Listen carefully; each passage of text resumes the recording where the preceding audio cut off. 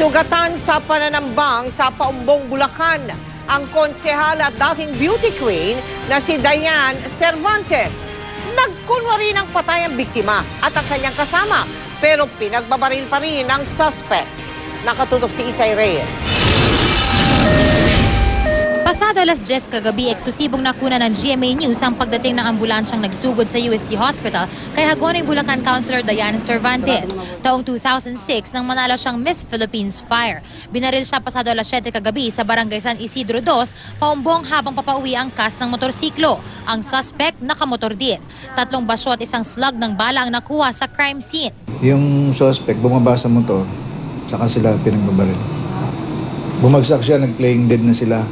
May karoon siyang kaangkas, ganun din, nagpatay-patayan. Pero pinagbabaril pa rin sila nung suspect. Nagtamo ng 2 tama sa batok at 1 sa muka ang konsehala. Wala namang tinamong tama ang kanyang kasama. Sinitiskan uli siya. Nakita naman na wala namang bala sa loob. Saan po banda sir yung police niya? Dito, sa may batok. Dito po sa likod. Malalim. Batok. Pahilis. Tinamaan ang buto niya dito sa ano. Dito pa yun. Nabasag, parang may crack yung ganito niya. Pinakabuto. Mawalan daw kagabi ng tambangan ng konsehala.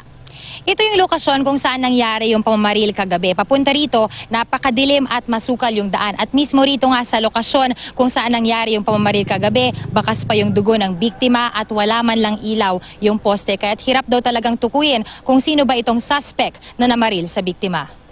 Bali 3 putok yung narinig namin.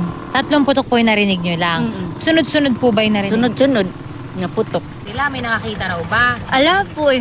Wala. Ala. Kasi madilim nga ate. Ala talagang nakakita.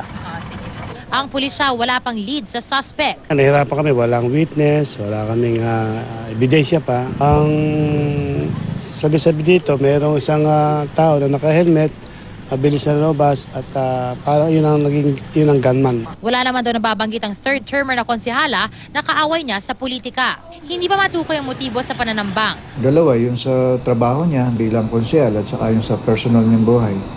So baka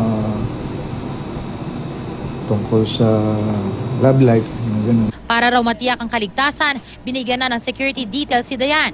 Bumuo na rin ang task force ng PNP para sa investigasyon. Isay Reyes, nakatutok, 24 oras.